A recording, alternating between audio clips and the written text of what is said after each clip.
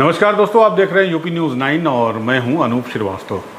दोस्तों, लखनऊ में आज एक अजीब सी घटना हुई है जिसके बारे में मैं थोड़ा सा आपको ब्रीफ कर दूं। और वो घटना है कि हम इस वक्त मौजूद हैं रिटायर्ड आईपीएस अफसर अमिताभ ठाकुर के घर पर, जो कि गोमती नगर के लखनऊ में है, विरामखंड 5 में। तो अमिताभ ठाकुर जी अपने कारनामों के लिए भी काफ़ी जाने जाते हैं। अमिताभ ठाकुर जी कुछ ऐसा कर देते हैं जिससे वो सुर्खियों में बन जाते हैं। तो ऐसी ही एक घटना आज उन्होंने करने की कोशिश की, लेकिन हालांकि उनको यूपी पुलिस ने सफल नहीं होने दिया, या यूँ कहें लखनऊ पुलिस ने सफल नहीं होने दिया। तो इस वक्त हम उनके घर में हैं और हमारे साथ मौजूद हैं उनकी पत्नी नूतन ठाकुर जी, जो अमिताभ ठाकुर जी के द्वारा एक अनरजिस्टर्ड पार्टी का गठन किया गया है, जन अधिकार का आज़ाद अधिकार सेना जिसको कहा जाता है। तो उसकी ये महासचिव हैं और अमिताभ ठाकुर जी उसके अध्यक्ष हैं। तो क्या मामला था ये पूरा, जिसमें अमिताभ जी ने कहा कि साहब हम अपने आँख, मुंह और हाथ बांध के जो है हम डीजीपी उत्तर प्रदेश के सामने या उनके कार्यालय के सामने हम प्रदर्शन करेंगे। तो वो ऐसा प्रदर्शन क्यों करना चाहते थे और क्या हुआ उसके बाद, उनके ऐलान के बाद, इसे बताने के लिए नूतन ठाकुर जी जो अपने पार्टी की महासचिव हैं हमारे साथ मौजूद हैं। तो नूतन जी, आपका बहुत बहुत स्वागत है। नमस्कार। सबसे पहले तो हमें ये बताइए कि क्या मामला है जिसको लेके इतना बखेड़ा खड़ा हुआ। देखिए, 2 महीने पहले कन्नौज में सांसद हैं सुब्रत पाठक जी, उन्होंने पुलिस थाने में घुस के पुलिस वालों की पिटाई की। एफआईआर भी दर्ज हुई, कार्रवाई होना तो दूर, पुलिस वालों के ट्रांसफ़र हो गए पूरे थाने के, और विवेचना भी कहीं और को दे दी गई। लेकिन यही चीज़ अगर किसी आम व्यक्ति के साथ हो तो जो रवैया होता है प्रशासन का वो बिल्कुल अलग होता है। क्योंकि सांसद हैं, उनको अधिकार है कि वो मारपीट कर सकते हैं, और वहाँ पुलिस के बिल्कुल ही, जब भी ऐसे प्रकरण आते हैं तो पुलिस के हाथ पांव बिल्कुल बंध जाते हैं, कोई कार्रवाई नहीं होती है। जी, मेरे ख्याल से मैं एक मिनट आपको रोकना चाहूँगा। मेरे ख्याल से ये मामला हमारे चैनल पर भी हमने इसको दिखाया था।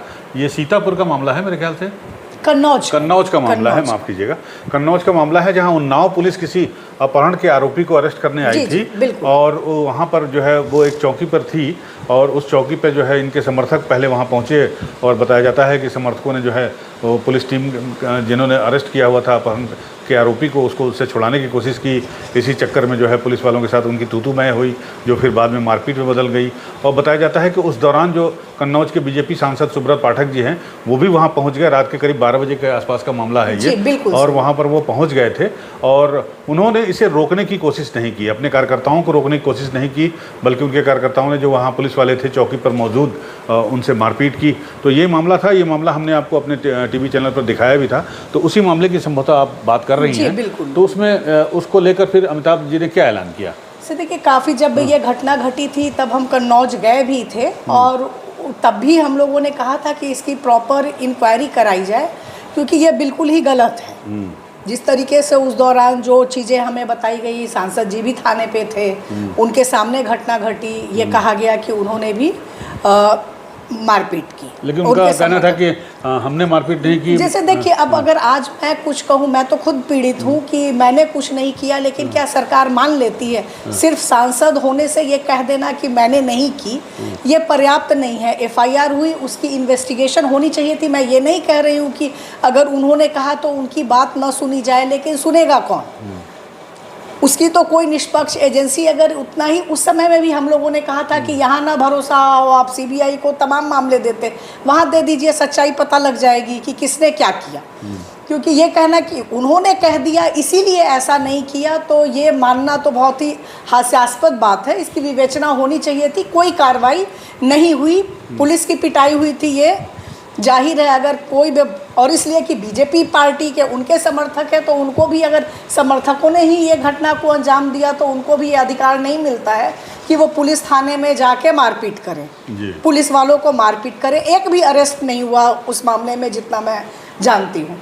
उसी चीज़ को लेके अमिताभ जी ने कहा कि जब शासन, पुलिस के लोग पिट रहे हैं और उस पर भी कोई कार्रवाई नहीं हो रही, तो आम जनता की पिटाई तो आम बात है। उन्होंने ये कहा कि हम डीजीपी मुख्यालय के सामने अपने मुंह, जिस प्रकार से पुलिस के इस मामले में हाथ पैर मुंह सभी बंधे हैं और पुलिस कोई कार्रवाई नहीं कर रही है, तो एक सिंबॉलिक कि हम डीजीपी सामने ऑफिस के सामने में खड़े होके अपने हाथ मुंह बांध करके इस बात को सामने रखेंगे कि इस पर कार्रवाई करें।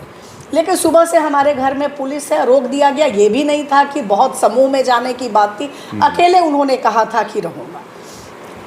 रोका गया कि आप नहीं जा सकते हैं, अगर धरना या कुछ करना है, धरना देना है तो आप इको गार्डन फिक्स है वहाँ पे दीजिए। जबकि धरना न डीजीपी ऑफिस के सामने देना था न इको गार्डन में देना है। अपनी बात उन तक पहुँचानी थी, आप लोगों के माध्यम से वो बात पहुँची भी।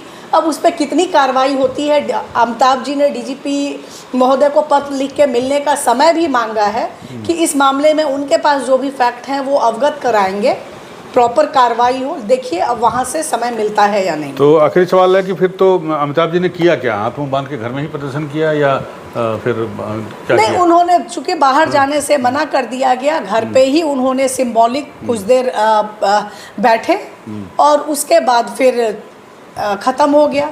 क्योंकि वो कोई ऐसा धरना का कार्यक्रम नहीं था जिसको लेके बैठना था। जी, तो ये थी नूतन ठाकुर जी, अमिताभ ठाकुर जी की पत्नी, धर्मपत्नी जी, जिनका कहना था कि अमिताभ जी ने सिर्फ इतना ही ऐलान किया था कि वो जो कन्नौज का मामला हुआ था जिसमें तथाकथित पुलिस वालों की पिटाई बीजेपी सांसद सुब्रत पाठक और उनके समर्थकों द्वारा का आरोप जो लगा था, उसकी एफआईआर भी दर्ज हुई थी, तो उसमें कोई कार्रवाई न होने की बात कह के अमिताभ ठाकुर जी ने कहा था ये कि हम जो है अपना मुंह और कान बांध के जो है डीजीपी साहब के सामने जाएंगे या उनके कार्यालय के सामने जाएंगे। लेकिन ऐसा नहीं कर पाए, ऐसा हुआ नहीं। इनके घर पे जो है सुबह से ही लखनऊ पुलिस का पहरा लगा रहा, जिसकी वजह से ये बाहर नहीं निकल पाए। बहरहाल हमने इनकी धर्मपत्नी नूतन ठाकुर जी के जरिए आपको ये जी कुछ कहना चाहती हैं आप? हाँ बताइए। देखिए जिस तरीके से हमारे घर के सामने जितनी फोर्स लगी हुई थी सुबह से और अभी भी लगी है, जबकि स्पष्ट है कि वो जब मना कर दिया गया जा भी नहीं रहे हैं, यही फोर्स कहीं और लॉ ऑर्डर में लग सकती है, लगी होती। लेकिन हमारे सुरक्षा को भी खतरा है, उस पर कभी सुरक्षा नहीं मिलती है। लेकिन आए दिन हर कुछ समय बाद इसी तरह की फोर्स हमारे घर के सामने लगी रहती है। निश्चित रूप से इतनी बड़ी संख्या में एक व्यक्ति के लिए फोर्स लगाना, ये भी मुझे लगता है कहीं ना कहीं जो डिस्प्रपोर्शनेट दुरुपयोग ही कहूँगी मैं ताकत का है कि एक आदमी के लिए जहाँ बहुत भीड़ भी ना हो, इतनी संख्या में आप फोर्स लगाते हो, वो फोर्स जो कहीं और भी काम कर सकती हो और कोई ऐसी लॉ ऑर्डर प्रॉब्लम भी नहीं है। जी, तो इनका कहना है कि इनके घर के सामने पहरा देने से अच्छा है कि ये पुलिस फोर्स जो है लॉ एंड ऑर्डर मेंटेन करने में अपना समय देती तो ज़्यादा बेहतर था। बहरहाल तो जैसा कि मैंने आपको बताया कि अमिताभ ठाकुर जी अपने कामों की वजह से लगातार सुर्खियों में बने रहते हैं और बावजूद तमाम तरह की दिक्कतें झेलने के बावजूद वो अपने इरादे में डटे हुए हैं। और उम्मीद हम यही करते हैं कि आगे भी वो जो है नाइंसाफ़ी के ख़िलाफ़ इसी तरह अपनी लड़ाई लड़ते रहेंगे और हम उनकी आवाज़ आप तक पहुंचाते रहेंगे। तो इस वीडियो में बस इतना ही, मिलते हैं आपसे अगले वीडियो में, तब तक के लिए नमस्कार।